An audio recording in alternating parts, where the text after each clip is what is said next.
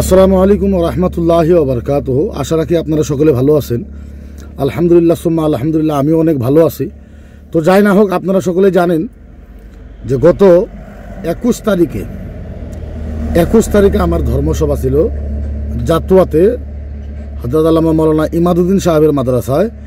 আমার সাথে যোগাযোগ করেছিলেন সৈয়দ ইকবাল সাহেব, আর আমাকে করিমগঞ্জ শিলচরে নিয়ে যাওয়ার প্রথম ব্যক্তি ছিলেন সৈয়দ ইকবাল সাহেব। আমি তাকে খুব সম্মান করি। ওই দিনকে আমি যাইতে পারি নাই, তার কারণ হলো গুয়াহাটি হাইকোর্টে আমার কেসের তারিখ পড়ে গেছে।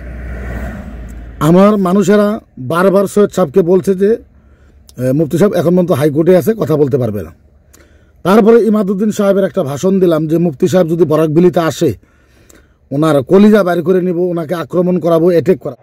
আর মুকিবুর রহমানের খলিঞ্জা আমি খুলেই আনতাম পারি না, আমার নামে ইমাদউদ্দিন না। আর উনি আরেকটা কথা বলছেন যে মুফতি সাহেবের সাথে আলোচনা হয়েছে, উনি বলছেন আমি আধা রাস্তায় পাইছি। তো একেবারে মিথ্যা কথা ইমাদউদ্দিন সাহেব, আমি তো এই কথা কখনো বলি নাই যে আমি আধা রাস্তায় পাইছি। আড়াইটা পর্যন্ত ফোন ধরে আপনার সাইন ঢুকে মাতিয়া, আড়াইটা পর্যন্ত ফোন ধরে যে আপনার গেছি।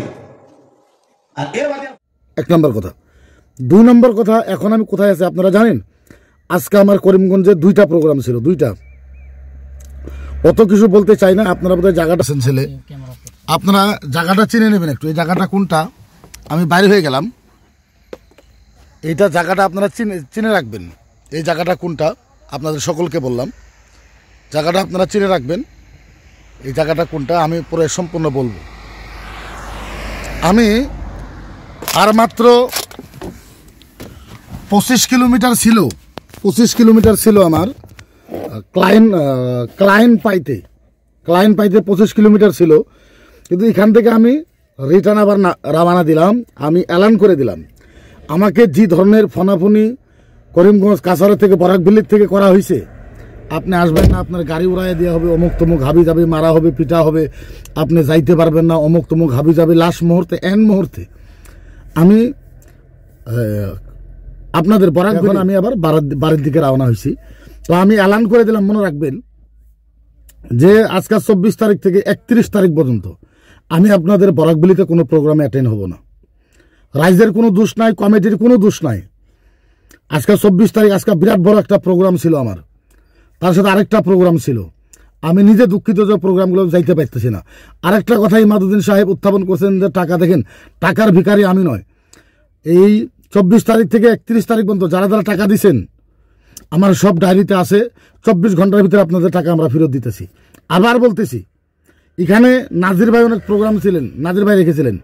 নাজির হোসেন মজুমদার আমাদের ইউথ আহলে সুন্নতের প্রেসিডেন্ট, নাজির ভাইয়ের কোনো দোষ নাই, 1% কোনো দোষ নাই। নাজির ভাই আমাকে দাওয়াত করেছে, অনেক আগের দিন থেকে নাজির ভাই আমাকে দাওয়াত করতেছে। আর নাজির ভাই আমার ভালো বন্ধু, নাজির ভাই আমার খুব প্রিয় মানুষ, খুব ভালো বন্ধু। এর ভিতরে নাজির ভাইয়ের 1% কোনো দোষ নাই। কেউ যদি নাজির ভাইকে, নাজির হোসেন মজুমদারকে কেউ যদি আপনারা দোষেন, তাহলে এটা ভুল করা হবে। আমি এখনো নাম দাগায় বলতেছি না। আমি আপনাদেরকে কল রেকর্ডিং কে কে ধমকি দিছে, কি বলেছে আমি সম্পূর্ণ তথ্য আপনাদের পরে ভিডিও দিতেছি। গতিকে এইটাই আমার বলার দরকার ছিল। আমি আজকের থেকে নিয়ে 31 তারিখ পর্যন্ত আমার প্রায় 20টা প্রোগ্রাম ছিল। এই 20টা প্রোগ্রাম আমি একটা প্রোগ্রামও অ্যাটেন্ড হব না। বাকি কি আলোচনা আছে, আমি এখন একটু যেহেতু ইমোশনাল হয়ে আছি, বাকি কি কথা আছে পরবর্তী আমি কথা আপনাদেরকে পরবর্তী কথা ইনশাল্লাহ আমি বলবো। গতিকে এই কথাটা আমি বলে দিলাম। ধন্যবাদ। আসসালামু আলাইকুম ওয়া রাহমাতুল্লাহি ওয়া বারাকাতুহু। নাজির ভাই, আমার অন্তর কাঁদতেছে একমাত্র আপনার জন্য। আপনি খারাপ পাইবেন না নাজির ভাই। আপনারা বিনম্রভাবে অনুরোধ করলাম নাজির ভাই, আপনার সাথে আমাদের বন্ধুত্ব আছে, আজীবন থাকবে যতদিন বাইসে আছে। নাজির ভাই, আমি কথা রাখতে পারলাম না। আর একমাত্র এইটা কে করাইছে বা কে করাইতেছে ওইটা আমি বুঝতে পেরেছি। আমি কিন্তু বরাকবিলিতে আসবো, এই কথাটা মনে রাখবেন। আমি বরাকবিলিতে আসবো ইনশাল্লাহ। যারা যারা এবার আমাকে দাওয়াত দিয়েছিলেন, তিনাদের প্রত্যেক প্রোগ্রামে করবো আমি, সময় আমি জবাবটা দিব। আর বিশেষ করে ইমাদউদ্দিন সাহেবকে আমি বলতেছি, আপনার মাদ্রাসায় আমি আসবো ইনশাল্লাহ। আর সৈয়দ সাহেব, আপনার কাছে, আপনি সৈয়দ মানুষ, আপনি আমাকে ফার্স্ট টাইম নিয়ে গেছিলেন, বেজার হবেন না, খারাপ পাবেন না। কিন্তু যার যার টাকা আছে, টাকা তো আমি রিটার্ন দিয়ে দেবো, বলে কোনো চিন্তা করবেন না। গতিকে সোশ্যাল মিডিয়ার মাধ্যমে আমি বাধ্য হয়ে, যেহেতু আমার রিস্ক আছে, এই ধরনের ধমকি, এই ধরনের গাড়ি উড়াইয়ে দেবো, গাড়ি ভাঙবো, আপনি সবার থেকে নামবেন, যাইতে দিব না, প্যান্ডেলেই ধর্ম, অমুক তমুক হাবি যাবি, এই ধরনের যখন বলা হয় তখন বক্তা যাবে না। গতিকে প্রত্যেক মানুষের একটা কথা, আরেকটা কথা এর জড়িয়তে আমি বলে দিই। একটা প্রোগ্রাম কিংবা কারণে যদি মিস হয়ে যায়, তার কলজা যদি ছেড়ে দেওয়া লাগে, আমি সারা আসামের যত প্রোগ্রাম রেখেছি আমি সবাইকে বলতেছি, যদি আমি সবার জন্য বলি যে আপনাদের প্রোগ্রামে যাব না, আপনারা কিচ্ছু করতে পারবেন না। যদি পছন্দ হয় আমাকে দাওয়াত দিবেন, আর যদি পছন্দ না হয় আমাকে দাওয়াত দিবেন না আপনারা, এটা ক্লিয়ার। কারণ আমার বাপ মারা গেলে, আমার বাড়ির কেউ মারা গেলে যদি আপনারা না মানেন, আমার উপরে মোকদ্দমা চলতেছে, জেল হবে না কি হবে সেইটা যদি আপনারা না মানেন, আপনারা যদি ভাবেন আমাদের সবাটাই ইম্পর্টেন্ট, তাহলে আপনারা আমাকে ডাকবেন না। যারা যারা এই প্রোগ্রাম আমার এখন পর্যন্ত যারা প্রোগ্রাম আছে সবাইকে একটা কথা আমি ক্লিয়ার করে বলে দিলাম আজকের এই সোশ্যাল মিডিয়ার জরিয়তে, যারা যারা আমাকে ডাকেন, আমি যদি প্রোগ্রামের জন্য বলি যে আপনাদের প্রোগ্রামে যাবো না, তাহলে কিন্তু আপনারা কিছু করতে পারবেন না, এটা আমি আগেই বলে দিলাম। তারপরেও যদি আপনারা ভালোবাসেন, প্রেম করেন, আপনারা দাওয়াত দিবেন, আমার কোনো কথা নেই। এতটুকু বলা ছিল। নাজির ভাই, মনটা অনেক কাঁদতেছে, আমি আপনাকে পরে ফোন করবো। আসসালামু আলাইকুম ওয়া রাহমাতুল্লাহি ওয়া বারাকাতুহু।